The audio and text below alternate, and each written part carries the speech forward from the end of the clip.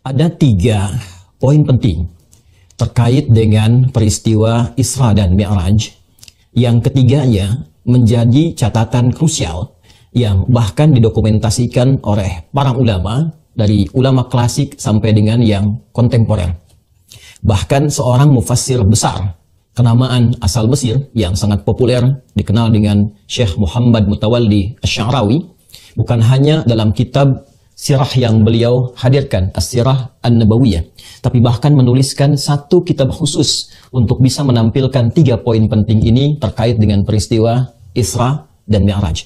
Bukan hanya ulama tafsir, bahkan kita akan dapati para pakar hadis pun tidak ketinggalan, bukan hanya menghadirkan hadis-hadis sahih yang tercantum dalam Sahih Al-Bukhari, Sahih Muslim, bahkan Al-Imam At-Tabrani, bukan hanya dalam kitab Al-Mu'jam Al-Kabirnya, tapi dalam kitab Ad-Du'a mendokumentasikan bagian-bagian penting dari perjalanan peristiwa Isra Mi'raj ini yang diharapkan menjadi panduan berkehidupan bagi seluruh kita umat Islam khususnya, atau bahkan inspirasi bagi manusia pada umumnya, bagaimana menghadapi situasi-situasi krusial dalam kehidupan, bagaimana cara mendekat kepada Allah Subhanahu wa Ta'ala, dan bagian terakhir berinteraksi secara utuh dan paripurna dalam berkehidupan sampai kembali kepada Allah Subhanahu wa Ta'ala.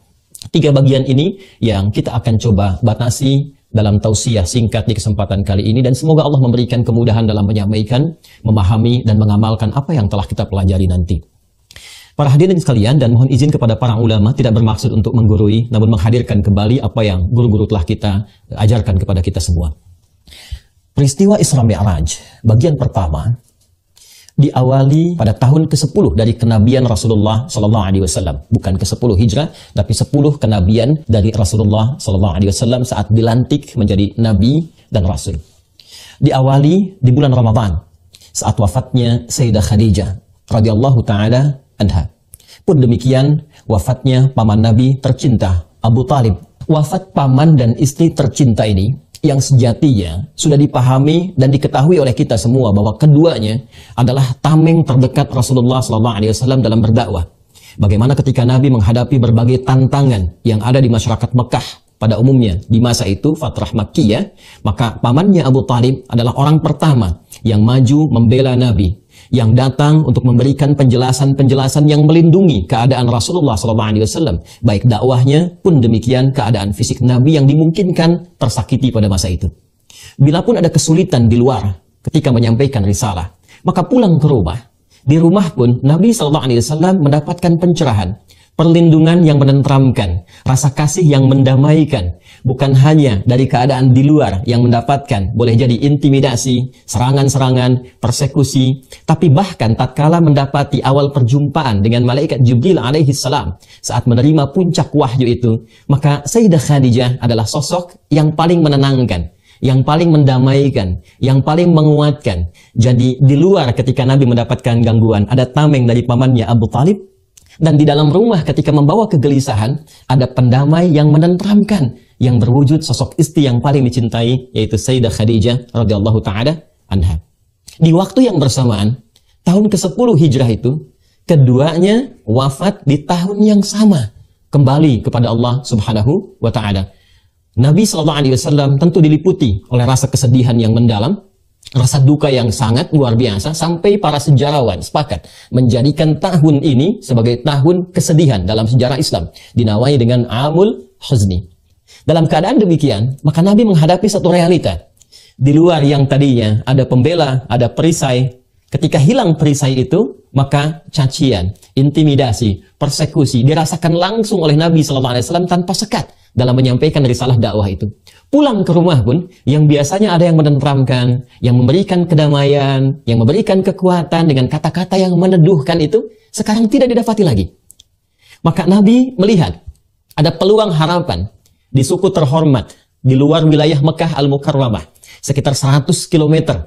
Beliau mencoba untuk menempuh perjalanan ke satu wilayah yang dikenal dengan nama Taif, masuk wilayah Hijaz. Mekah Al-Madinah 400 kilo jaraknya dari Mekah, kemudian Taif 100 km jaraknya dari kota Mekah Al-Mukarramah. Beliau berharap ada satu suku yang terhormat bernama Bani Thaqif, yang diharapkan bila di Mekah ditolak, maka penduduk Taif, khususnya dari Bani Thaqif, bisa menerima dakwah Rasulullah SAW, bisa menjadi penopang, pemberi kekuatan, pemberi perlindungan dari risalah dakwah yang tengah beliau jalankan. Lalu diajaklah kemudian menyertai ya anak angkat beliau pada masa itu, yaitu Zaid bin Harithah, untuk menemani risalah dakwah Nabi Shallallahu Alaihi Wasallam keluar sementara waktu dari Mekah, menghindari konflik sosial yang bahkan serangan-serangan muncul pada masa itu, dan berangkatlah berjalan kaki.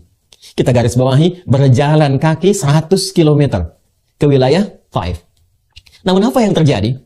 Ternyata Masya Allah, ketika sampai di Taif, harapan yang membumbung tinggi itu, yang diharapkan dakwah bisa disambut dengan ketenangan, kenyamanan, penerimaan yang baik, tapi ternyata asa yang dihadirkan tidak sesuai dengan kenyataan yang dihadapi, realita yang muncul. Ternyata alih-alih penduduk Taif, khususnya Bani Thaqif yang diharapkan datang menyambut dengan kehormatan, ternyata mereka merespon dengan tindakan-tindakan yang bukan hanya mengecewakan, tapi bahkan menyakiti. Bila di Mekah Nabi mendapatkan perlakuan dari caci maki, lemparan kata-kata yang kotor, maka di Taif bahkan lemparan kata itu bukan hanya berubah menjadi makian, tapi juga lemparan sesungguhnya berupa bebatuan. Betapa Nabi Shallallahu Alaihi Wasallam mengalami situasi yang menyakitkan, ya bukan hanya kepada batin kalau kita tarik kepada situasi kita saat ini, tapi kaki beliau terluka. Zaid bin Harithah menjadi tameng sampai kepala bagian belakangnya pun kemudian terluka. Dan keduanya memutuskan untuk mundur sejenak, beristirahat di satu kebun kurma milik dua anak dari seorang bernama Rabi'ah. Dan disinilah kisah dan hikmah bermula, pengantar pada peristiwa pertama yang mengantarkan pada Isra dan Mi'raj. Ketika beliau sedang istirahat itu, maka malaikat Jibril diperintahkan oleh Allah Subhanahu wa Ta'ala untuk menyampaikan pesan kepada malaikat penjaga bukit di Taif itu. Mintakan kepada Muhammad sallallahu alaihi wasallam, Sayyiduna Rasulullah, mintakan apapun yang diminta, taati. Di sini titik pembelajaran yang penting untuk kita semua, Bapak dan Ibu sekalian.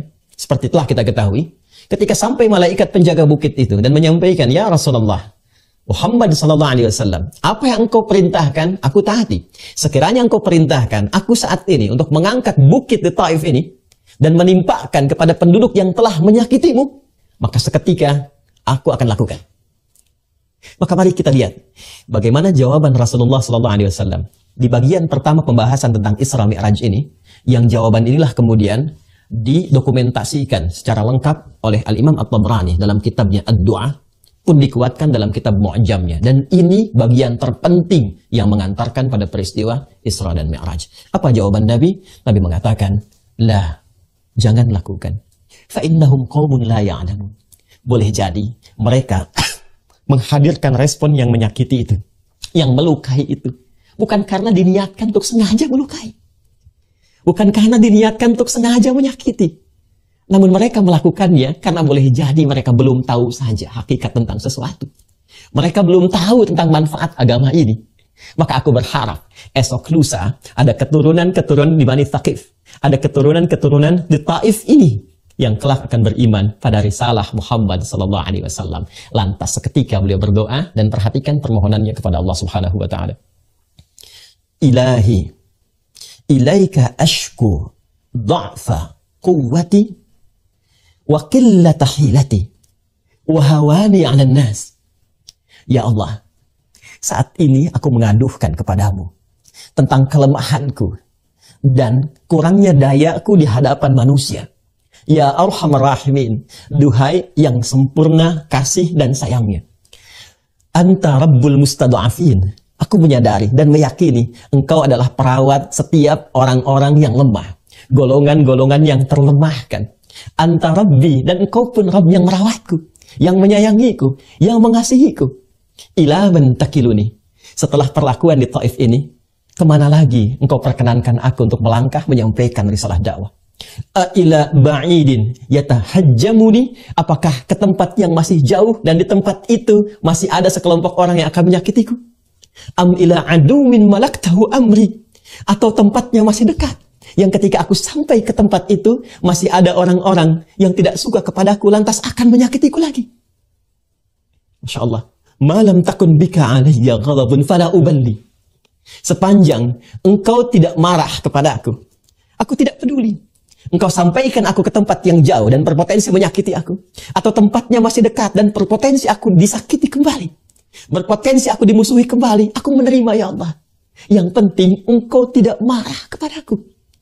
Walakinna rahmatan liya awsa. Dan aku yakin, sungguh kasihmu kepadaku lebih luas dibandingkan dengan perlakuan-perlakuan yang menyakitkan itu. Ilahi, ya Allah, aku bersandar kepadamu sepenuhnya. Aku bersandar kepadamu sepenuhnya. Malam tunzil ilayya ghadabak, wa la yahilla alayya sakhatuk. Sepanjang engkau tidak turunkan kemarahanmu kepadaku, atau tidak hadir murkamu kepadaku, ya Allah, maka aku bertawakal kepadamu. Ilaikal utbah hatta tarda, la hawla wa la quwwata illa bik. Ya Allah, aku bertawakal sepenuhnya kepadamu, mengharapkan ridhamu, dan sungguh segala daya, upaya, dan kekuatan, semua aku kembalikan kepadamu. Hadirin sekalian, jawaban inilah yang kelak kemudian menggentarkan arasy dan menghadirkan undangan spesial dari Allah Subhanahu wa Ta'ala untuk menunaikan peristiwa Isra dan Mi'raj yang kini kita peringati. Apa bagian pertama, hikmah yang bisa kita ambil dari fase yang telah diuraikan tadi? Para ulama kemudian memberikan jabaran-jabaran yang sangat penting dan pokok-pokok pedoman kita dalam berinteraksi berkehidupan. Para ulama kita mengajarkan dari peristiwa yang pertama ini, seakan Allah ingin memberikan 3 hal penting. Yang pertama, setiap pekerjaan baik, risalah-risalah kebaikan yang memperbaiki, islah, yang menghadirkan kemajuan, yang menghadirkan kemuliaan-kemuliaan, baik di tatanan masyarakat secara sosial, baik itu secara individu, di keluarga, atau lebih luas lagi, setiap itu semua pasti akan berhadapan dengan ujian-ujian yang tantangan-tantangan yang menguji kesungguhan kita dalam menghadirkan perbaikan itu. Jadi bagian pertama, peristiwa ini mengajarkan kepada kita, mesti disadari, langkah apapun, kebijakan apapun, pemerintah Provinsi DKI Jakarta ingin menghadirkan kebijakan-kebijakan yang mensejahterakan untuk masyarakatnya.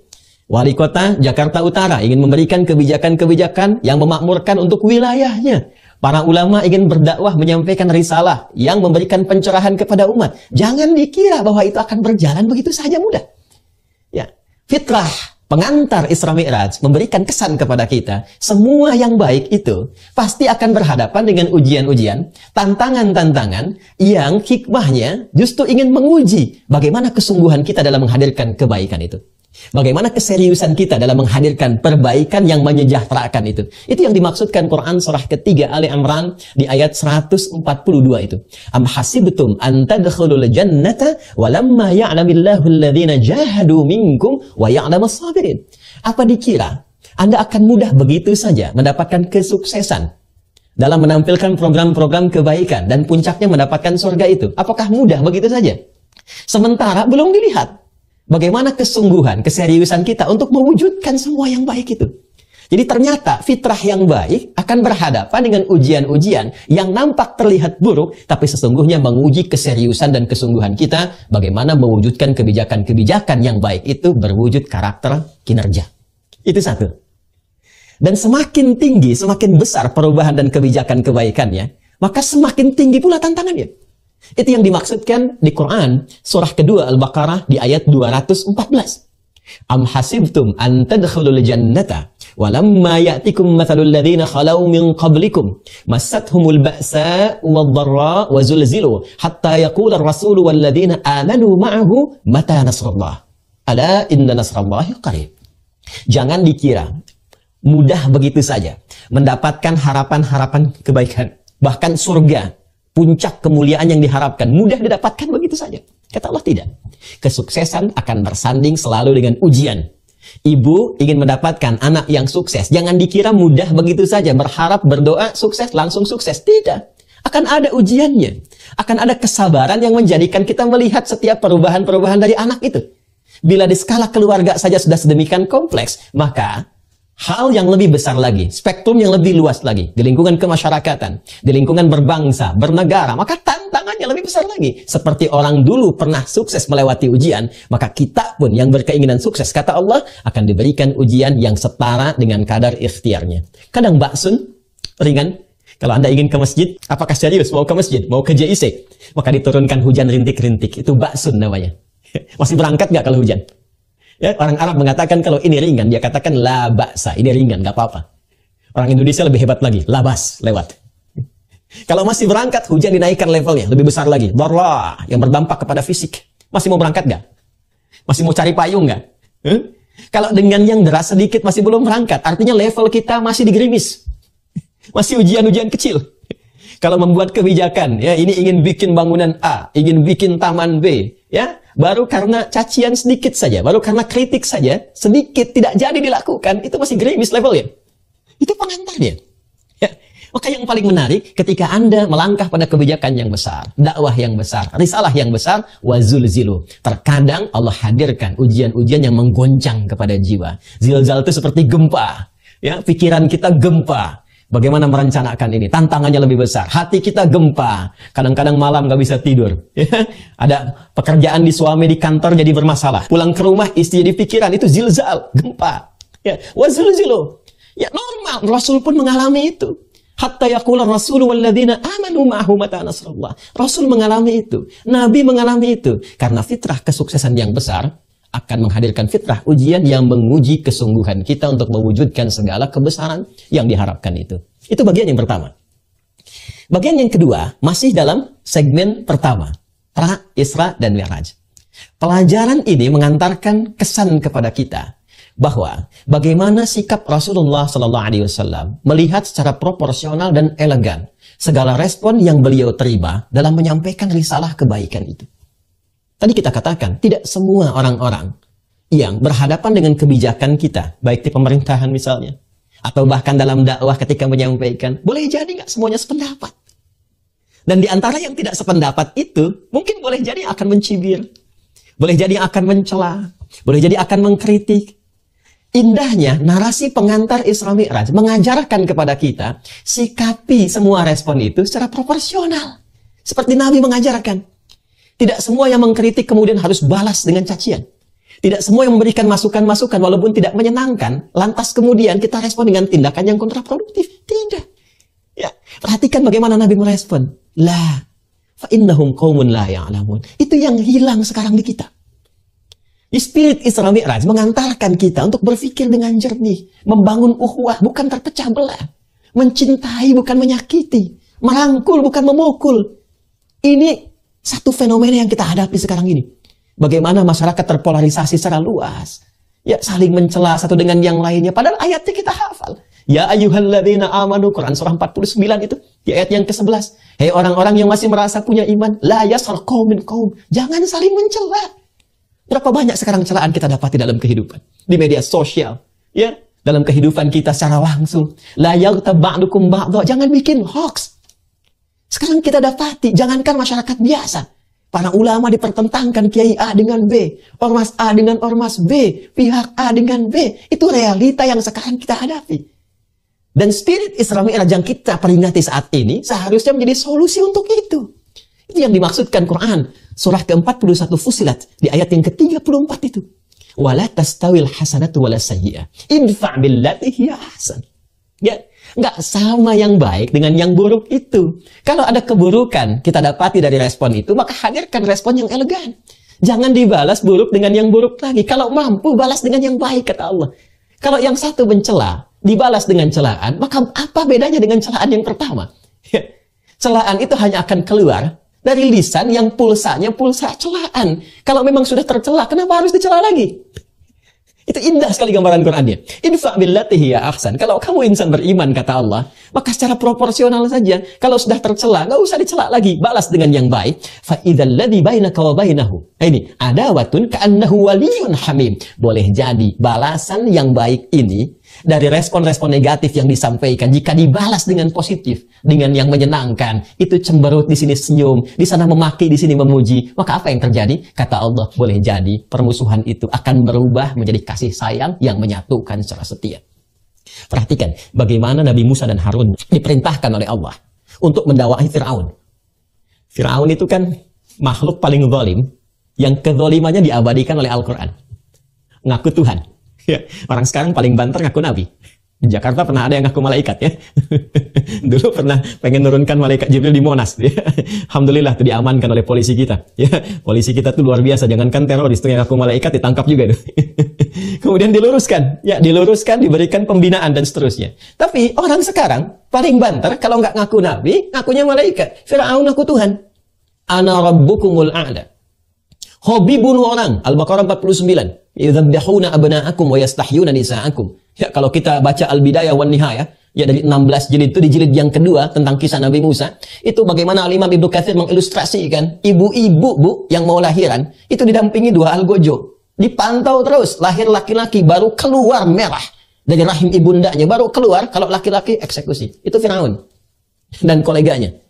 Tapi se-Firaun-Firaunnya, ketika Musa dan Harun diperintahkan oleh Allah Subhanahu wa taala alaihi wassalam untuk berdakwah kepada Firaun itu, apa perintah yang diberikan oleh Allah kepada keduanya? Quran surah ke-20 Taha ayat ke-43 sampai dengan 44. Idhaba ila fir'auna innahu tagha faqula lahu qawlan layyina la'allahu yatadhakkaru aw yakhsha. Musa dan Harun datangi Firaun itu dan dakwahi dengan penuh kelembutan.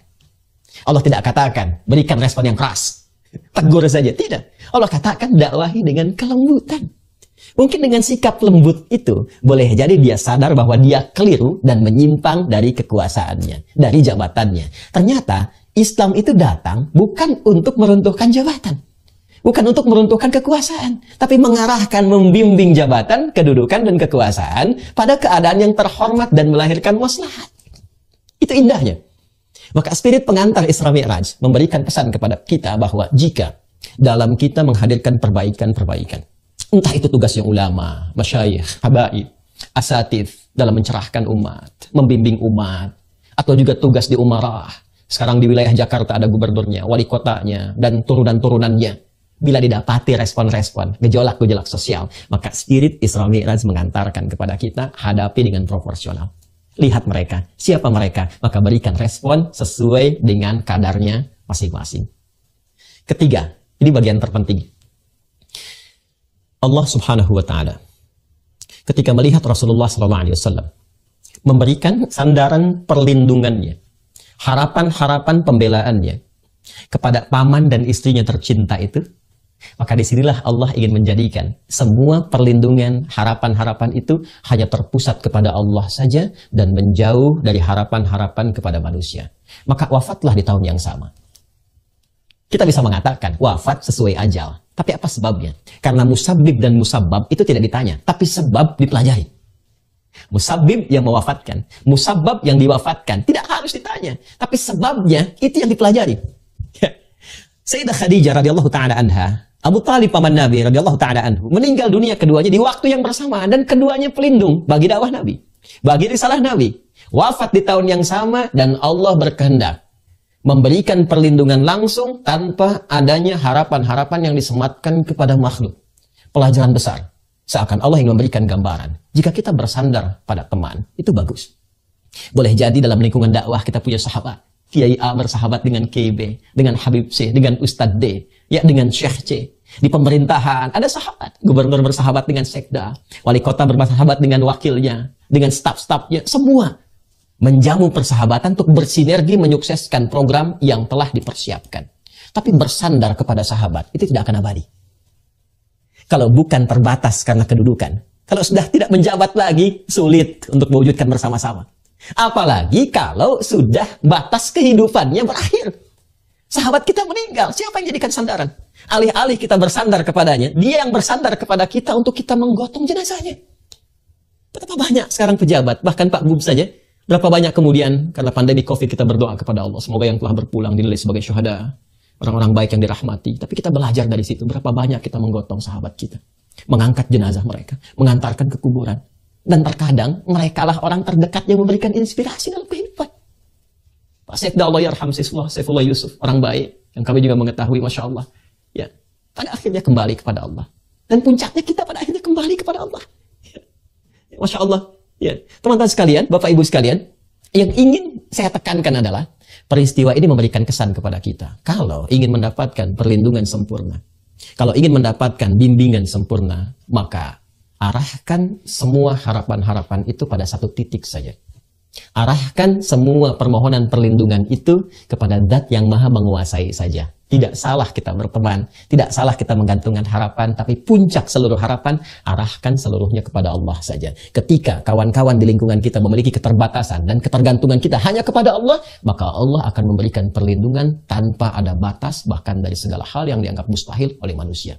Itu yang kemudian mengantarkan Nabi Muhammad SAW setelah menyadari sepenuhnya bahwa peristiwa wafatnya Sayyidah Khadijah, peristiwa wafatnya Abu Talib adalah peristiwa pengantar, jembatan yang menghadirkan kuatnya tawakal kepada Allah. Setelah menyadari itu dan berdoa kepada Allah dengan doa yang tadi kami sampaikan, maka datanglah kemudian undangan dari Allah langsung untuk membuktikan dahsyatnya kekuatan Allah yang melampaui sandaran-sandaran pada manusia. Maka tibalah undangan itu dan diabadikan di Quran surah ke-17 Al-Isra di ayat pertama dan surah An-Najm surah ke-53 ayat 1 sampai dengan 18 itu. Allah berfirman, A'udzubillahi minasyaitonirrajim. Bismillahirrahmanirrahim. Subhanalladzi asra bi'abdihi lailan minal masjidil haram ilal masjidil aqsa alladzi barakna haulahu linuriyahu min ayatina innahu huwas samiul basir. Baik, ini bagian pertama yang ingin saya tampilkan. Rasul pulang dari Taif dengan membawa ketenangan, bukan kekecewaan. Bayangkan, Anda datang ke satu tempat, dilempari, dimaki-maki, berdarah-darah, tapi pulang membawa ketenangan. Pernah nggak Bapak ada kebijakan datang ke masyarakat tempat tertentu, atau kita teman-teman berdakwah, atau ibu menghadapi suami ya di rumah, cerita tentang anak, tiba-tiba responnya ada maki-maki. Aku sedang capek nih. Wah, ada makian, ada celaan dan sebagainya. Kira-kira ketika pulang ke rumah yang dibawa apa? Ketika masuk kamar yang dibawa apa, Bu? Ini Nabi datang ke Taif, udah 100 kilo jalan. Datang dilempari, berdarah-darah. Kan? Tapi pulang dari situ justru membawa ketenangan. Itulah tawakal. Itulah rahasia tawakal. Pulang beliau, kembali, datang kemudian ke Mekah, dan menginap di rumah Sayyidah Maimunah. Ya, Sayyidah Maimunah itu kalau lokasinya di samping gate Babus Salam. Jadi kalau kita masuk dari Zamzam itu, ya belok kanan Sofwa, terus ke kanan lagi masuk yang ada Istana Raja itu. Ya, nanti ada pos security. Ya, terus lewat ada pintu 26 gate Ismail, lewat terus ada 35 kipas angin tuh. Saya pernah hitung di sebelah kanan itu. Ya, lurus sampai nanti ada gate Nabi, Babun Nabi. Di Babun Nabi itu dekat yang ada jembatan di atasnya, ada tiang listrik. Nah, itu tiang listrik besar itu.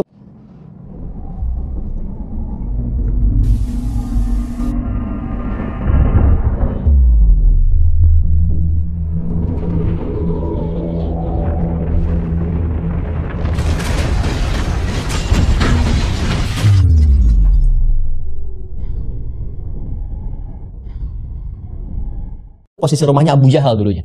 Ya, nanti mungkin satu waktu kalau ada kesempatan kita di sana saya tunjukkan ya spot-spotnya. Nah, itu di rumah Sayyidah Maimunah. Kemudian ketika undangan itu tiba, maka beliau menunaikan sholat 2 rakaat warisan dari sebelum-sebelumnya. Ya, tata caranya tidak sama dengan yang seperti kita tunaikan saat ini, tapi itu petunjuk yang sampai dari nabi-nabi sebelumnya, mengarah ke Nabi Ibrahim alaihissalam. Dan di situ beliau selalu bangun ya di kesempatan malamnya. Nanti di Sunan Abu Daud nomor hadis 1367. Riwayat sahabat Ibnu Abbas radhiyallahu taala anhuma, bagaimana beliau menceritakan ketika nginap di rumah bibinya itu. Kebiasaan Nabi bangun malam, kemudian duduk sejenak, kemudian menghilangkan bekas kantuknya, membaca 11 ayat terakhir di surah Ali Imran, kemudian pergi ke tempat tertutup untuk berwudu dan mu'allaqah, lalu menunaikan salat malamnya. Di situ ketika muncul undangan Isra dan Mi'raj itu, beliau salat 2 rakaat di rumah Sayyidah Maimunah, bukan salat 5 waktu yang sekarang kita tunaikan. Ini pendahuluan. Maka berangkatlah, diisrakan dalam hadis riwayat Muslim juga di Al-Bukhari, ya disiapkan burak, sejenis kendaraan, ya satu hewan yang ditunggangi oleh beliau yang sekelabat mata menyampaikan langsung ke Masjid Al-Aqsa, lalu salat 2 rakaat dan lalu naik lantas ke langit sampai tiba ke Sidratul Muntaha seperti digambarkan di surah An-Najm itu. Saya persingkat dengan cepat. Yang paling menarik, pertama, ayat Isra Mi'raj ini, Quran surah ke-17 dengan namanya Al-Isra, itu dibuka dengan kalimat Subhan.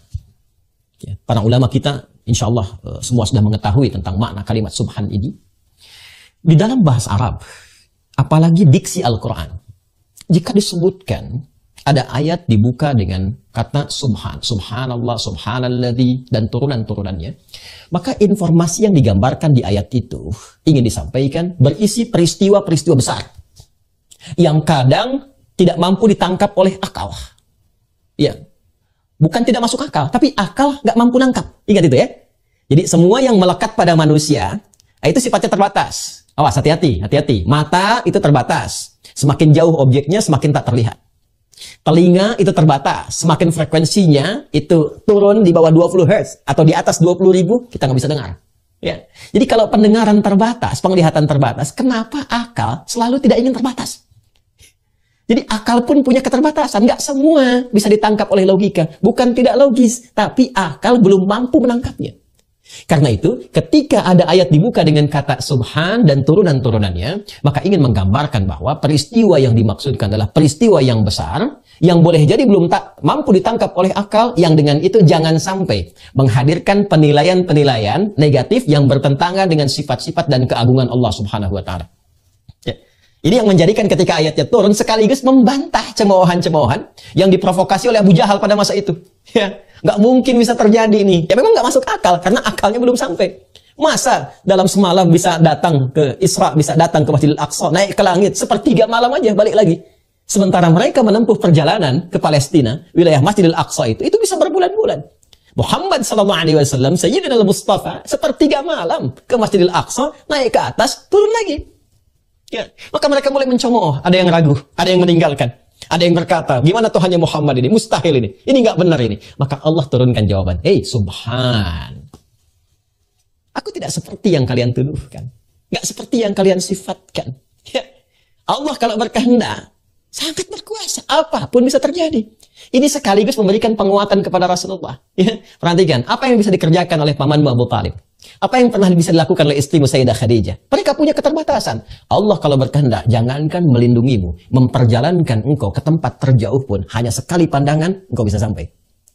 Jangankan ke Palestina, Masjid Al-Aqsa, yang dicita-citakan oleh semua para nabi untuk hadir di dalamnya, ke langit pun, hanya satu kelebat bisa sampai. Itu gambaran pertama penguatan dari Allah. Orang yang mampu bertawakal dengan kuat kepada Allah Subhanahu wa Ta'ala, maka dengan itu linuriyahu min ayatina. Kami tunjukkan, kata Allah, kebesaran kami, kehebatan kami. Ya, jadi pesan kedua yang ingin sampai kepada kita dari segmen yang kedua ini, jika kita mampu bertawakal kuat kepada Allah Subhanahu wa Ta'ala, menghadirkan rasa yang kuat untuk terpatri kepada kuasa Allah Subhanahu wa Ta'ala, menyadari bahwa Allah pelindung kita, pemberi rezeki kita, pemberi ketenangan, yang merawat kita, menyembuhkan, memaafkan, maka dengan segala kuasanya Allah akan tunjukkan, aku lebih berkuasa dibandingkan dengan segala kesulitan yang tengah engkau hadapi. Engkau minta pada siapa? Maka ini puncak janji, puncak pertolongan Allah Subhanahu wa Ta'ala, dan itu hanya dibuka, bisa datang dengan puncak ketawakalan. Jadi peristiwa Isra Mi'raj ketika berlangsung, pertama, itu berisi tentang penguatan akidah. Perkaranya perkara iman, bukan perkara akal. Jadi kalau ditangkap pakai akal, tidak akan sampai. Tapi kalau ditangkap pakai iman, hikmah akan datang membimbing kita untuk memahaminya. Sebab kalau Allah mau, apapun bisa terjadi. Ya. Secara antropologis, kita nggak bisa tangkap. Ya, akal hanya membayangkan, anak itu bisa lahir kalau ada hubungan seksual antara laki-laki dan perempuan. Lahir anak. Kalau Allah berkehendak, tidak ada laki-laki, nggak pernah disentuh siapapun, bisa mengandung, melahirkan. Itu Maryam alaihissalam. Kalau Allah berkehendak, tidak ada ibunya, nggak ada bapaknya, bisa lahir. Itu Adam alaihissalam. Kalau Allah berkehendak, ada perempuan lahir dari bagian laki-laki. Itu Sayyidah Hawa alaihissalam. Jadi kalau Allah berkehendak, semua kemungkinan ada. Yang nggak ada bapak dan ibu, bisa ada Adam. Yang dari laki-laki bagiannya lahir perempuan, ada Hawa. Yang nggak ada laki-lakinya perempuan mengandung, ada Maryam. Yang normal seperti kita, wujudnya ada berupa fitrah dalam berkehidupan. Itulah Isra Mi'raj, ingin mengajarkan kepada kita, Allah kalau mau berkehendak apapun kun fayakun. Jadi dan terjadi. Ini secara akidah ditanamkan pada diri kita. Akidah itu kan dari kata akada. Sesuatu yang terikat kuat. Ikat kuat keyakinan ini dalam jiwa kita. Bahwa pelindung kita itu Allah. Yang maha segalanya. Kalau sedang susah, kembali kepada Allah. Coba sekarang kalau sedang susah, ngadunya pada siapa? Kalau sedang ada kesulitan, curhatnya kemana? Alih-alih curhatnya ke Allah. Curhatnya bahkan sekarang di media sosial. Jakarta Utara mendung dikit aja bikin status tuh ibu ya. JIC mendung. Terus dengan dibikin status, apakah mendungnya akan hilang? Nggak nyangka ya, nyangka tuh. Apakah dengan membuat di media sosial status, solusi akan tiba? Tidak. Bahkan kadang-kadang bisa melebarkan persoalan. Tunggu komen dari si A, tunggu komen dari si B, tunggu komen dari si C. Ujung-ujungnya hanya ngerumpi saja. Masalahnya nggak tuntas. Maka itulah akidah. Maka Isra Mi'raj mengajarkan kepada kita, ikat dalam jiwa kita. Akad, ikat dengan kuat, jangan sampai lepas. Makanya nikah itu disebut dengan akad pembukaannya. Memberikan pesan dijaga dengan kuat, pertahankan. Ya, penjagaan kepada keyakinan kita disebut akidah. Kuatkan dalam jiwa kita, ikat bingkai yang 6 simpul itu, yang rukun iman itu. Puncak pertamanya adalah kepada Allah. Kalau tawakalnya kuat, selesai masalah. Karena kita punya Allah. Ini yang kurang sekarang. Kita punya Allah. Ya, kalau kita sandarkan semua kepada Allah, minta ya Allah, tuntaskan pandemi, tuntaskan konflik sosial, tuntaskan kegelisahan, semua istighatsah. Kembali kepada Allah minta. Lalu Allah berikan petunjuk lewat hikmah, ditunjukkan. Ini yang terjadi kepada Rasulullah SAW. Langit pertama ketika naik sampai ke Sidratul Muntaha. Dari mulai Nabi Adam alaihissalam, Nabi Isa alaihissalam, Nabi Yusuf alaihissalam, sampai terus ke atas. Puncak ketujuh, Nabi Ibrahim alaihissalam. Ya, 6 Nabi Musa, 7 Nabi Ibrahim alaihissalam, sampai diperlihatkan bagaimana akhir kehidupan itu. Ini Muhammad SAW. Untuk apa marah dulu? Untuk apa menyakiti lagi? Perhatikan, lihat. Bagaimana akhir kehidupan orang-orang yang hidupnya di dunia itu selalu memilih jalan-jalan keburukan. Ini yang suka mengumpat, suka mencela, bikin sok, bergibah. Tuh lihat. Bagaimana keadaannya saat di neraka itu. Sibuk motongin lidahnya. Ini yang berzina. Ini yang suka membunuh. Ini yang begini. Ditampakkan kepada Rasulullah SAW. Ini akhir kebaikannya. Ini akhir kemuliaannya. Ini surga untuk insan beriman. Ini amalannya. Dan seterusnya, seterusnya. Selain memberikan kekuatan, perjalanan spiritual sesuai dengan wujud kita. Sesuai dengan judul yang kita cantumkan di tema kita kali ini. Perjalanan spiritual itu menampilkan ma'rifat dan hakikat dari kehidupan. Ditampilkan pada Rasulullah untuk memberikan kekuatan. Ada masalah, kembali kepada Allah. Selesaikan secara proporsional. Akhir kehidupan orang bermasalah seperti ini. Tapi kamu punya tugas, jangan sampai mereka terus salah. Arahkan kepada yang soleh. Kalau soleh, akhirnya akan begini. Maka berikan bimbingan ini pada umatmu. Naik terus sampai ke atas. Sekarang timbul pertanyaannya. Kalau jalan mendapatkan rahmat Allah, perlindungannya, akhir yang baik dari soleh dengan surga itu, jalannya tawakal. Maka bagaimana cara bertawakal itu? Seperti apa jalannya? Maka itulah yang menjadikan Rasulullah SAW sampai ke tingkat yang tertingginya. Inda sidratil muntaha, indaha jannatul ma'wa. Idh yaghsha sidrata ma yaghsha, ma zaghal basar wa ma tagha, laqad ra'a min ayati rabbihil kubra. Masya Allah. Surah An-Najm. Naik ke atas, berjumpa langsung dengan Allah Subhanahu wa Ta'ala, dan disampaikan at-tahiyyatu lillah. Atau di riwayat lain, at-tahiyyatu salawatu tayyibatu lillah. Ya? At-tahiyyatu lillah wa salawatu wa tayyibah. Dijawab oleh Allah, assalamu alayka ayyuhan nabi wa rahmatullahi wa barakatuh. Apa jawab Nabi? Nabi tidak ingin sendiri mendapatkan anugerah Allah. Karena sifat beliau dilukiskan di surah At-Taubah itu di penghujungnya. Laqad ja'akum rasulun min anfusikum azizun 'alaihi ma 'anittum harisun 'alaikum bil mu'minina raufur rahim. Telah tiba di kalangan kalian seorang rasul dari kalangan kalian. Begitu merasakan keadaan kalian, susah, merasakan susah bersama kalian. Duka ikut berduka, senang ikut senang. Ya, peduli kepada kalian. Kalau perlu beban kalian pun ditampung oleh beliau. Bil mu'minina raufur rahim. Apalagi pada insan beriman, perhatiannya begitu dahsyat. Ketika Allah mengatakan assalamu alayka ayyuhan nabi. Nabi tidak ingin sendiri. Nabi memohon kepada Allah. Assalamu alayna wa ala ibadillahi salihin. Masya Allah. Seluruh penghormatan hanya untuk Allah. Pujian-pujian, kemuliaan-pujian, kebaikan-kebaikan. Allah menjawab, assalamu alayka ayyuhan nabi. Semua keselamatan, ketentraman, kedamaian, kebaikan, aku berikan untukmu wahai Nabi. Perhatikan, Isra'nya pakai kalimat Abdun subhanalladzi asra bi'abdihi. Ketika disambut di atas, dijawab dengan kalimat Nabi. Assalamu alayka ayyuhan nabi. Ada perbedaan. Nah, nanti kita lihat. Ya, nanti kita lihat. Assalamu alayka ayyuhan nabi. Semua Nabi punya fitrah salam. Buka Quran surah ke-19 Maryam misalnya. Dari ayat 31 sampai 33. Itu untuk Nabi Isa alaihissalam. Ayat 15-nya untuk Nabi Yahya alaihissalam. Wassalamun alaihi yawma wulida wa yawma yamutu wa yawma yub'atsu hayya. Disampaikan dalam bentuk berita di bumi. Nabi Muhammad langsung di langit. Perhatikan betapa sempurna dan istimewanya Nabi Muhammad SAW. Nabi yang lain ucapan salamnya saat bertugas di bumi. Assalamu alayya yawma wulidtu, kata Nabi Isa alaihissalam. Wassalamun alaihi yawma wulida wa yawma yamutu wa yawma yub'atsu hayya, kepada Nabi Yahya dari Allah Subhanahu wa Ta'ala. Nabi Muhammad langsung di langit, diundang ke langit. Assalamu alayka ayyuhan nabi. Masya Allah. Dan pakai alif lam. Alif lamnya istighraq. Dan langsung ma'rifah juga. Ma'rifah spesial untuk Nabi, istighraq, semua jenis salam melekat pada Rasulullah SAW. Nabi Musa dulu, waktu menghadap kepada Fir'aun untuk berdakwah itu dengan kelembutan, berdoa dulu kepada Allah. Rabbi shrahli sadri wa yassirli amri wahlul 'uqdatam min lisani yafqahu qawli. Berdoa Rabbi shrahli baru dikabulkan. Wa yassirli amri baru dikabulkan. Nabi Muhammad gak minta turun ayat. Alam nashrah laka sadrak. Nabi Musa, Rabbi shrahli sadri, dikabulkan. Nabi Muhammad gak minta, alam nashrah laka sadrak. Nabi Musa minta wa yassir li amri, dikabulkan. Nabi Muhammad nggak minta wa nuyassiruka lil yusra. Itulah Sayyidul Anbiya wal Mursalin, Sayyidina Muhammad sallallahu alaihi wasallam. Tapi jiwa yang tinggi, yang bijak, rasa yang dalam kepada umatnya, cinta yang tidak terbatas itu, mengatakan respon yang sangat luar biasa. Kata beliau apa? Assalamu alayna, ya Allah, jangan hanya untukku. Buat hamba-hambamu juga yang ada di sini. Kalangan malaikat. Ya, para nabi yang telah terlewati itu. Wa ala ibadillahi shalihin. Dan berikan pula ya Allah kepada hamba-hambamu yang saleh. Kita umatnya. Ya, ibadillahi shalihin, kita umatnya. Yang mau ikut tuntunan beliau. Yang mau ikut pedoman berkehidupan dari beliau. Disertakan itu, dimohonkan kepada Allah. Hasilnya apa? Hasil dari itu semua Allah berikan jalan untuk mendapatkan perlindungannya, mendapatkan karunia-Nya, limpahan rahmatnya, seperti yang pernah diberikan kepada Rasulullah dan dijanjikan kepadanya. Walaupun kualitasnya mungkin tidak sama. Itu yang menjadikan ayat Isra hadir dengan diksi abdun.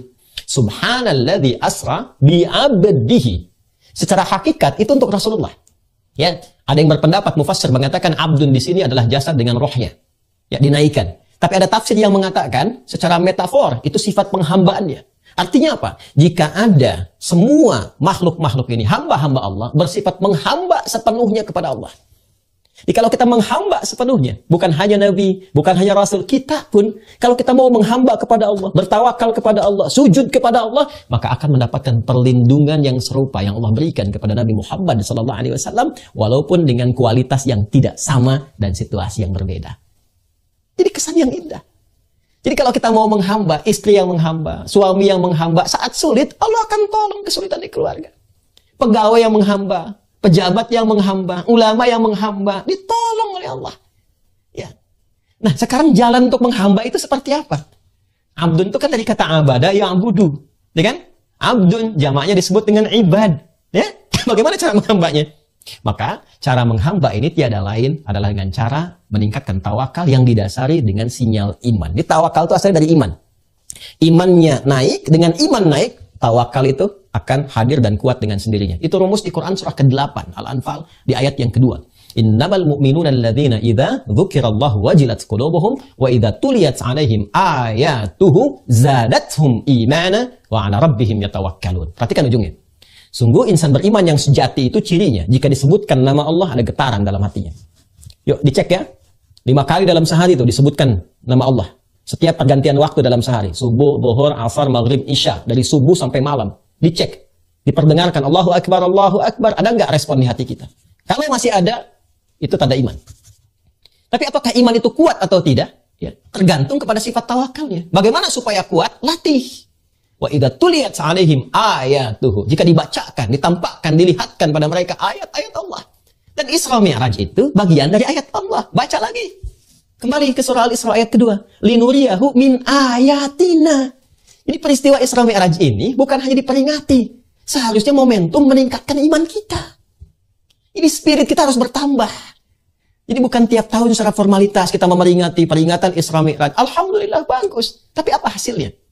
Kata Allah bukan sekedar yang pertama tadi, harus ada peningkatan kualitas iman, peningkatan tawakal, wa 'ala rabbihim yatawakkalun. Sekarang kita bertanya, bagaimana cara menguatkan iman itu yang bisa mendatangkan kekuatan tawakal? Itulah bagian segmen ketiga dari pembahasan di pertemuan kita kali ini yang menghadirkan oleh-oleh dari peristiwa Isra dan Mi'raj berupa ibadah salat.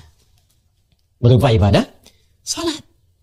Jadi ternyata salat itu bukan sekedar ibadah wajib yang secara formal harus kita tunaikan. Tidak. Desain sholat itu bukan sekedar perintah yang harus dilakukan untuk ibadah semata-mata, tidak. Tapi ada feedbacknya kepada kita. Ada timbal balik. Ternyata itulah wasilah yang bisa meningkatkan iman kita. Dan saat yang bersamaan menghubungkan kita untuk terhubung kuat dengan Allah Subhanahu wa Ta'ala. Yang lewat hubungan kuat ini datanglah perlindungan dan semua limpahan keberkahan-keberkahan. Karena itulah Bapak Ibu sekalian, namanya disebut dengan sholat. Kalau ngaji fikih klasik kita dapati as-salat hiya doa. Salat itu arti pokoknya sama dengan doa. Tapi kalau kita ngaji kedalaman di bahasanya, kata salah akarnya seakar dengan kata wasala, yasilu silatan wasalatan. Sesuatu yang terhubung dengan kuat. Ada silaturahmi, ya. Sekarang Bapak Ibu sedang bersilaturahim, hybrid. Ada yang di JIC ketemu, ya, kuat. Sekarang kita lewat Zoom, ya. Suksesnya pertemuan ini bukan sekarang saat jumpa, nanti saat pulang. Ya, kita ingat lagi, saling mendoakan, saling menyapa, saling memberi kabar. Itulah silah. Hubungan kuat yang tidak dipisahkan oleh ruang dan waktu. Ibadah yang melatih kita supaya terus terhubung kuat dengan Allah sehingga tak terpisahkan di setiap ruang dan waktu. Ke kantor ingat Allah, jalan ingat Allah, kerja ingat Allah, di rumah tangga ingat Allah. Ibadah itu disebut salat.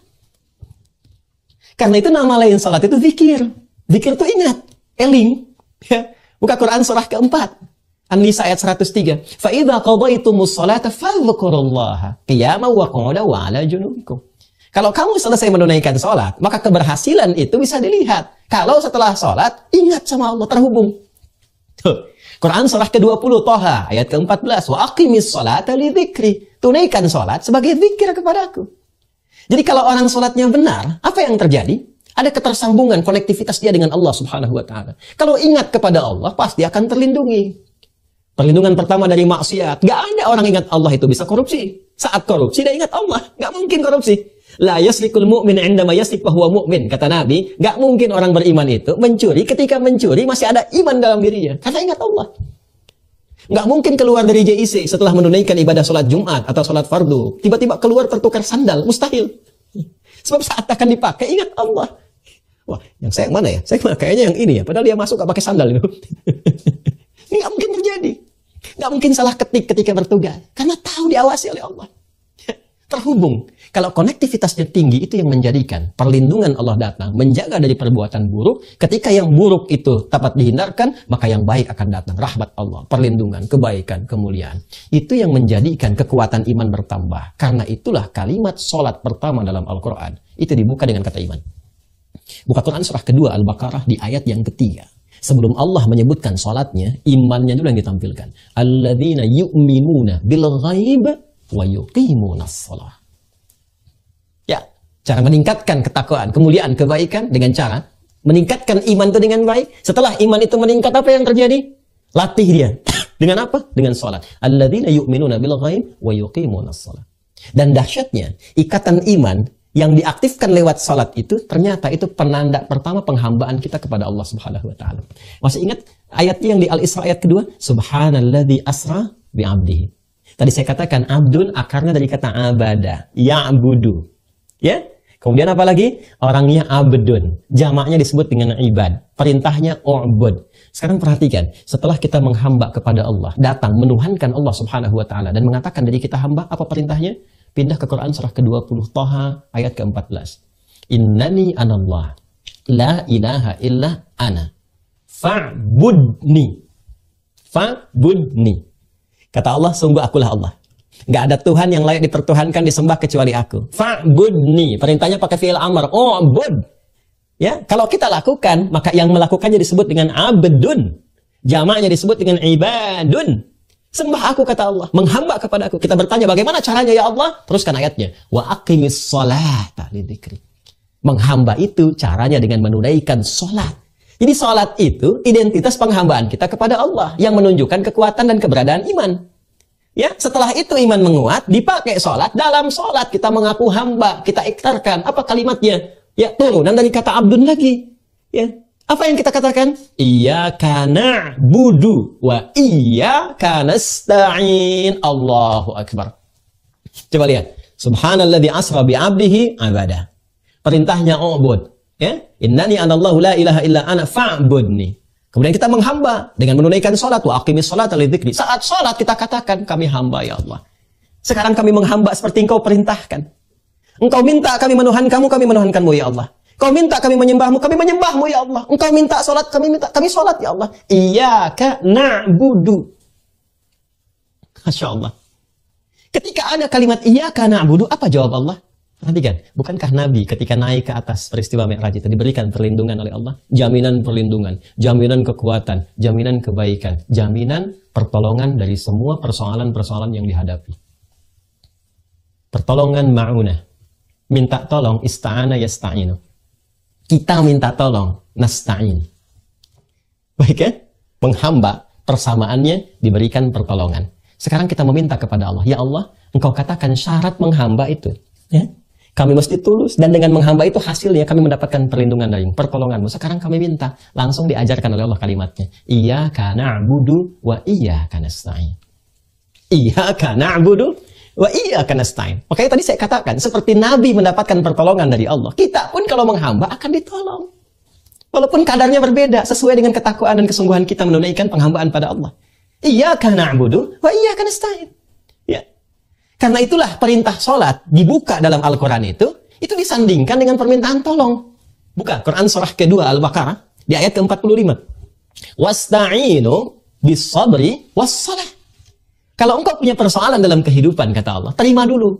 Karena masalah itu datang bukan ingin membuat engkau bermasalah. Tapi tadi, spirit pertama Isra Mi'raj. Untuk menguji kesungguhan engkau. Apakah benar engkau ingin meningkatkan kualitas hidup? Apakah benar engkau ingin menampilkan kebaikan-kebaikan? Terima lu dengan sabar. Karena bukan hanya engkau yang punya masalah. Orang dulu pun punya persoalan. Setelah engkau terima, datanglah kepada Allah. Minta lewat sholat. Wasta'inu bis-sabri was-salat. Kalau masih belum yakin, dihitab iman kita. Dipertanyakan keimanan kita. Ya.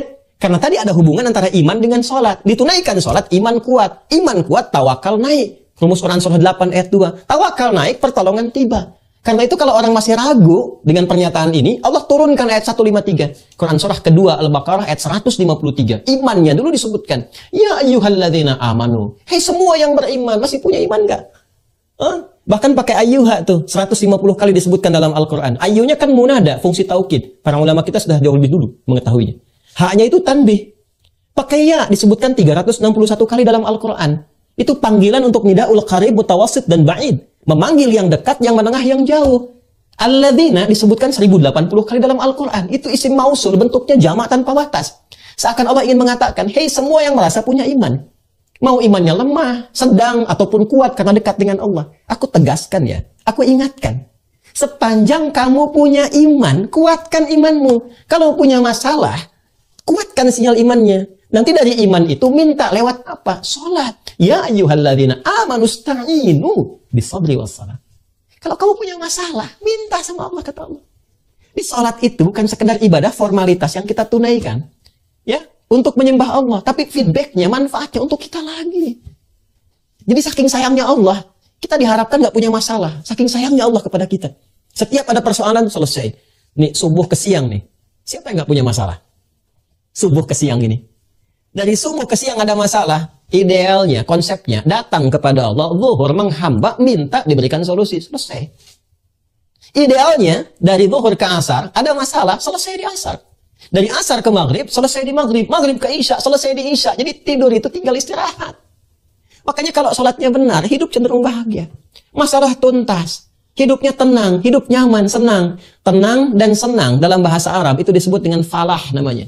Bahasa Inggrisnya success and happiness. Ya, tenang dan senang itu falah. Sekarang perhatikan panggilan sholat saat dipanggil sholat itu.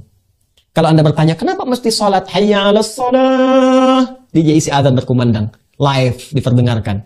Jangankan Indonesia, dunia mendengar. Ya. Lalu Anda bertanya, kenapa harus sholat ya Allah? Dijawab oleh seorang muadzin. Hayya 'alal falah. Supaya kamu bahagia. Masalah kamu tuntas. Kamu senang, kamu tenang. Persoalan selesai. Itu konsepsinya. Karena itu di hadis qudsi dari sahabat Abu Hurairah radhiyallahu taala anhu, ketika sampai kita sholat pada kalimat iyyaka na'budu wa iyyaka nasta'in. Perhatikan hadis qudzinya. Ya, saya bacakan dari kalimat pertamanya. Ya, qala Rasulullah sallallahu alaihi wasallam, qala Allah azza wa jalla. Hadisnya qudsi. Qasamtu shalah baini wa baina 'abdi 'ala nisfain. Aku bagi salat, kata Allah, antara aku dengan hamba-Ku pada dua bagian. Wa li 'abdi ma sa'al.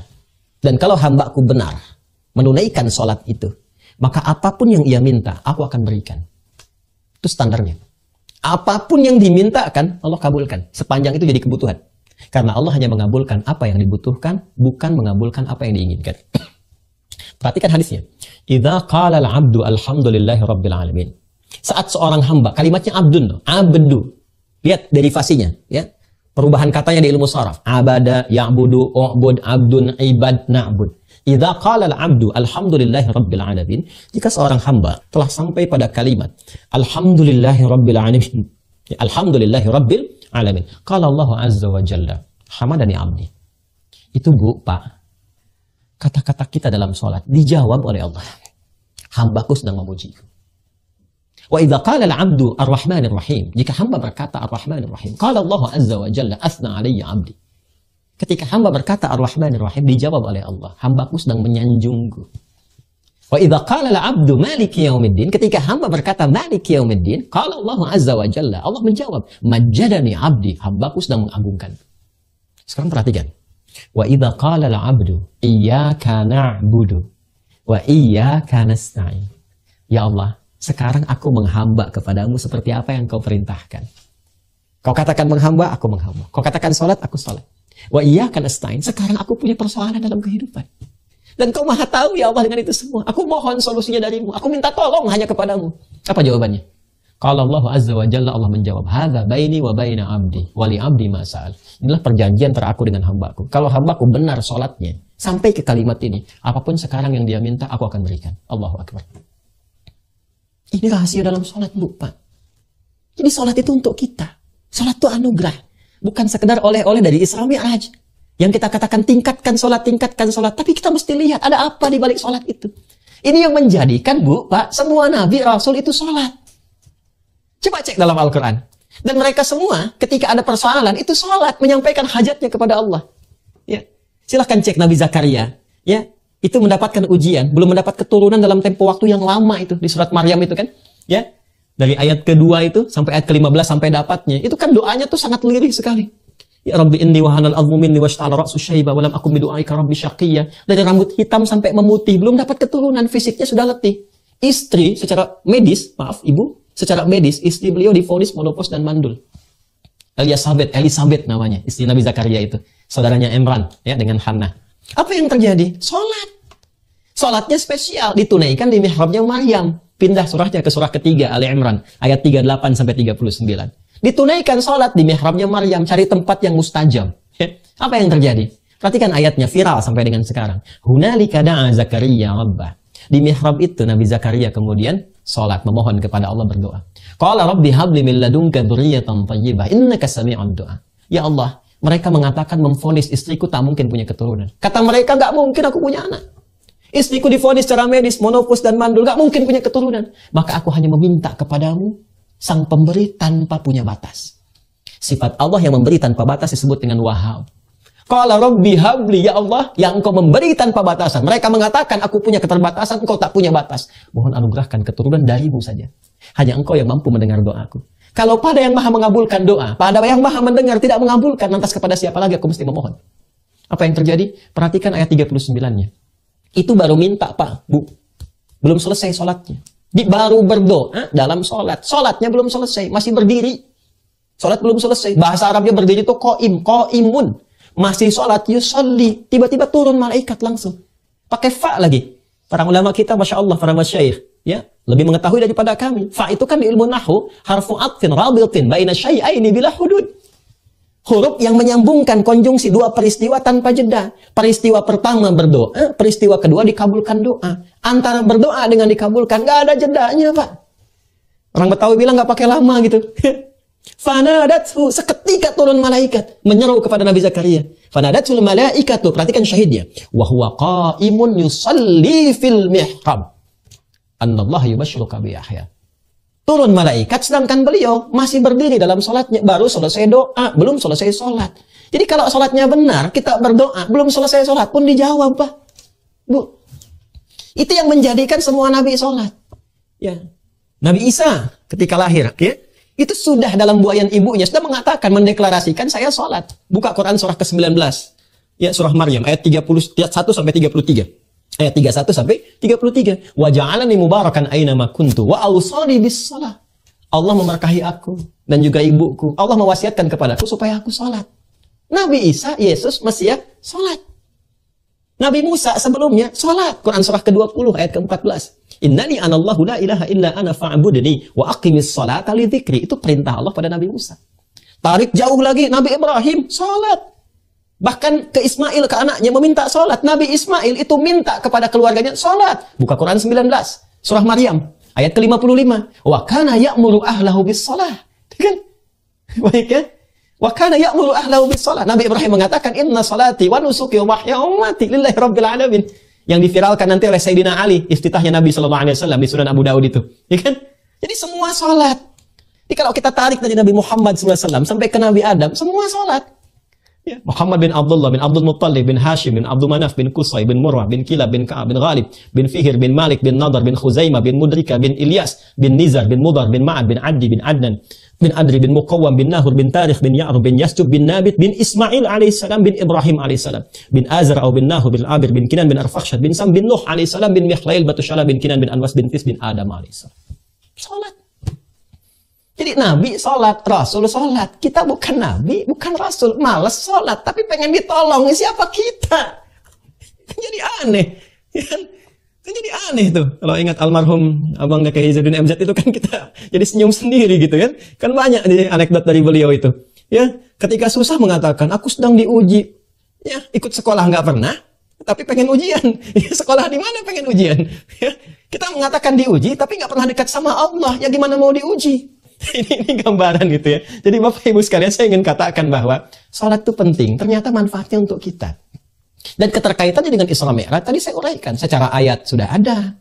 Secara kalimat saya terangkan hubungannya. Secara hadis ada. Ini sejarah pun nampak. Kurang apa lagi? Qurannya ada. Hadisnya ada. Ayatnya terhubung. Sosoknya ada. Ini sejarah diakui. Diperingati oleh kita sampai sekarang setelah 15 abad. Pertanyaannya, hasil dari sholat itu hadir nggak dalam kehidupan kita? Coba kita cek itu. Satu, menjadikan kita terlindung dari maksiat. Quran surah ke-29 ayat ke-45. Innas salata tanha 'anil fahsya wal munkar. Salat mencegah, melindungi kita dari perbuatan maksiat. Sumbernya cuma dua. Kalau bukan fahsya, itu munkar. Fahsya itu keburukan yang bersumber dari syahwat. Pornografi, porno aksi, LGBT. Itu fahsya. Munkar keburukan dari syahwat perut dan akal. Ya, kebohongan, dusta, pertengkaran, perselisihan, korupsi, nepotisme. Itu bagian dari munkar. Orang sholat tuh nggak akan mengerjakan itu karena terlindungi. Jari orang tahiyat nggak akan pernah dipakai maksiat. Jari orang tahiyat nggak akan pernah dipakai maksiat. Coba, kalau Bapak bisa minta ada orang tanda tangan tuh, ya pada proyek yang tidak jelas. Kalau jarinya jadi tahiyat nggak akan dipakai untuk maksiat. Satu, dua, sholat membuat kita tenang. Karena sholat disebut zikir, fungsi zikir menenangkan kepada hati. Quran surah ke-13 ayat ke-28. Ala bidzikrillahi tatma'innul qulub. Sekarang setelah sekian lama kita sholat, pernahkah merasakan ketenangan? Tuh. Pernahkah terlindung dari maksiat, dari ujung kepala sampai ujung kaki? 3. Fungsi sholat mempercepat pengabulan doa. Quran surah ketiga tadi, ayat 38 sampai 39. Coba cek, setiap punya masalah pernah nggak kita menghamba kepada Allah? Datang malam tahajud, hamparkan sajadah, minta solusi. Itu jalan. Ya, sholat mendatangkan kebahagiaan, kesuksesan. Quran surah ke-23 ayat 1 dan 2. Qad aflahal mu'minun. Kalau kamu beriman, pasti sukses kata Allah. Pasti bahagia. Apa ikhtiar pertamanya? Alladzina hum fi salatihim khashi'un. Kalau khusyuk salatnya. Nah, jadi bagian ketiga ini, segmen terakhir oleh-olehnya, mari jadikan spirit Isra Mi'raj ini bukan hanya untuk diperingati, tapi untuk introspeksi, mengoreksi diri kita. Sejauh ini, bagaimana kita mengamalkan oleh-oleh terbesar, mukjizat terbesar, penghambaan terbesar yang disampaikan oleh Allah, dihadiahkan kepada Rasulullah SAW, pun demikian untuk umatnya. Kalau selama ini kita sholat, boleh jadi belum mendapatkan anugerah yang tadi disebutkan, koreksi sholatnya. Mungkin kata Allah, satu, sholat yang ditunaikan belum khusyuk. Itu di Al-Baqarah ayat 45-46. Atau yang kedua, maaf, diduga kata Al-Quran, ada orang yang sholat tapi tidak paham apa yang dibaca dan dilakukan dalam sholatnya. Itu isyarat di Quran surah 29 ayat ke-45. Utslu ma uhya ilaika minal kitab. Sebelum sholat, tilawah dulu. Tilawah itu baca, pahami, amalkan. Baca dulu bacaan sholat. Pahami dulu. Kenapa takbir begini? Apa maknanya? Banyak kitabnya. Ada asrarus shalah, ya, ada nazarat fi ma'anis shalah. Kenapa takbir begini? Kenapa kalimatnya Allahu Akbar? Apa maknanya? Jangan-jangan setiap sholat Allahu Akbar, tapi dalam kehidupan merasa akbar. Akbar dengan jabatan, akbar dengan harta, sehingga angkuh kepada teman sendiri, sombong dengan orang lain, merasa yang paling hebat, merasa yang paling berilmu, yang lain rendah semua. Ada orang salah, dieksplorasi kesalahannya, sementara kebaikannya mungkin masih banyak. Katanya Allahu Akbar, tapi kenapa merasa akbar dalam kehidupan? Katanya Allahumma ba'id, minta diampuni dosa, tapi masih berdosa. Katanya wajah tuh, inna sholati wa nusuki wa mahyaya, dan turunan-turunan lainnya, tapi mana kepasrahannya kepada Allah? Mana tawakalnya? Ini yang patut kita kaji lagi. Kita mesti belajar pada ulama kita lagi. Alhamdulillah, Masya Allah, sekarang di EJIC berkumpul. Dari MUI ada, dari Ormas ada, dari Nahdlatul Ulama, dari Muhammadiyah, dari DMI, dari JIC-nya, Masya Allah. Kayak Subki mudah-mudahan berkah dalam mengelola, ya. Kayak Dr. Didi juga berkah semuanya. Dan saya bermohon, berharap, para ulama kita tanpa bermaksud untuk mengajari, mohon izin, sudah saatnya kita meneruskan perjuangan dari orang tua kita, para ulama-ulama terdahulu, untuk merangkul, mendamaikan, mencerahkan, menyinergikan, dan membangun, bersinergi dengan semua lapisan masyarakat di kehidupan berbangsa bertanah air. Saya itu Pak Ibu selalu menghadirkan di bendera nih di setiap kesempatan tausiah saya. Karena ini bukan hanya simbol, bukan hanya lambang, tidak. Tapi di sini Pak, ada spirit perjuangan. Ya, ini ada gambaran darah para syuhada kita, pejuang, para ulama yang gak hilang kita bisa munculkan sekarang. Kita bisa sensus berapa banyak ulama kita berjuang. Ini kain kafan mereka. Ya, maka setiap kita melihat ini, kita mesti mengerti. Ada perjuangan besar dengan keringat, darah, air mata. Masa iya kita korbankan dengan polarisasi? Terpecah belah, saling memaki. Sementara kita menginginkan Indonesia maju, Indonesia makmur, Indonesia hebat, Indonesia baldatun thayyibatun warabun ghafur. Karena itu, sekali lagi, mari kita jadikan spirit Isra Mi'raj untuk menyikapi segala hal dengan proporsional. 1, mendekatkan diri kepada Allah dengan bertakarub dan tawakal. 2, membangun ketaatan kita dengan meningkatkan kekuatan akidah. 3, dekati para ulama. Hidupkan lagi majelis ilmu, majelis ilmu alhamdulillah. Mohon disupport Pak Gubernur, Pak Sekda, ya, Pak Wali Kota. Mohon dengan sangat, karena ini nih pakunya ini. Ya, kalau majelis-majelisnya berkurang nanti, ini kekuatan berbangsa kita juga akan melemah. Ya, karena pasal 29 ayat 2 itu negara menjamin kemerdekaan tiap-tiap duduk untuk memeluk agamanya masing-masing dan beribadah menurut agama dan kepercayaannya itu hak dasar yang bukan sekedar hak bagi bangsa Indonesia, tapi bisa menguatkan ketahanan, mentalitas yang bila saatnya tiba itu yang bisa menggerakkan masyarakat kita untuk berjuang membela negara.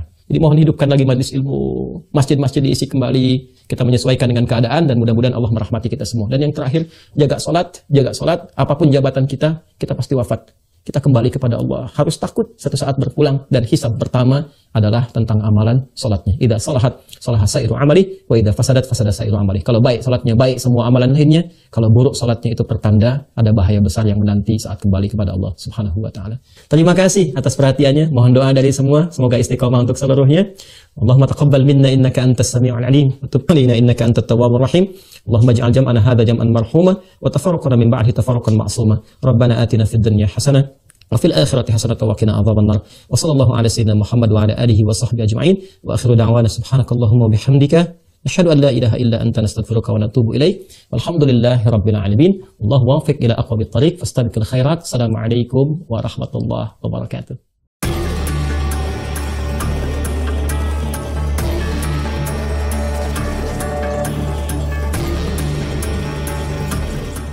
Dalam ceramahnya, Ustaz Adi Hidayat mengisahkan peristiwa Isra dan Mi'raj dengan pendekatan yang penuh makna dan relevan untuk kehidupan sehari-hari. Cerita ini dimulai dari masa-masa sulit yang dihadapi Rasulullah Shallallahu Alaihi Wasallam pada tahun ke-10 kenabiannya, yang dikenal sebagai tahun kesedihan, Amul Huzni. Kehilangan dua sosok terdekat, Sayyidah Hadijah dan Abu Talib, membuat beliau merasakan duka yang mendalam. Dalam kondisi penuh kesedihan dan tantangan dakwah di Makkah, Nabi mencoba mencari dukungan ke Taif, tetapi justru menghadapi penolakan dan perlakuan kasar. Meski begitu, beliau tetap bersabar dan berdoa, menunjukkan keteguhan hati dan keyakinan penuh kepada Allah Subhanahu wa Ta'ala. Perjalanan penuh cobaan ini menjadi titik awal pelajaran penting dalam hidup. Setiap kebaikan pasti diuji. Ujian yang datang bukanlah tanda kegagalan, melainkan cara Allah mengukur kesungguhan dan keteguhan hati seseorang dalam memperjuangkan kebenaran. Nabi Muhammad Shallallahu Alaihi Wasallam mengajarkan bahwa tantangan adalah bagian tak terpisahkan dari setiap upaya mulia. Dalam menghadapi perlakuan kasar di Taif, beliau tidak membalas dengan amarah, melainkan dengan doa penuh harapan agar kelak keturunan mereka mendapatkan hidayah. Sikap inilah yang menjadi contoh luar biasa tentang bagaimana kita seharusnya merespons ujian dalam hidup dengan penuh kesabaran dan keikhlasan. Akhirnya, ceramah ini menekankan bahwa peristiwa Isra dan Mi'raj bukan sekadar perjalanan fisik Nabi menuju langit, tetapi juga sebuah perjalanan spiritual yang mengajarkan kita tentang pentingnya keteguhan iman, kesabaran, dan kasih sayang dalam menghadapi tantangan hidup. Rasulullah menunjukkan bahwa balasan terbaik untuk kebencian bukanlah kebencian pula, melainkan kebaikan dan kelembutan hati. Pesan ini sangat relevan di era sekarang, di mana perbedaan seringkali memicu konflik. Spirit Isra dan Mi'raj mengajak kita untuk membangun kehidupan yang penuh cinta, saling memahami, dan bersandar sepenuhnya kepada Allah dalam segala situasi.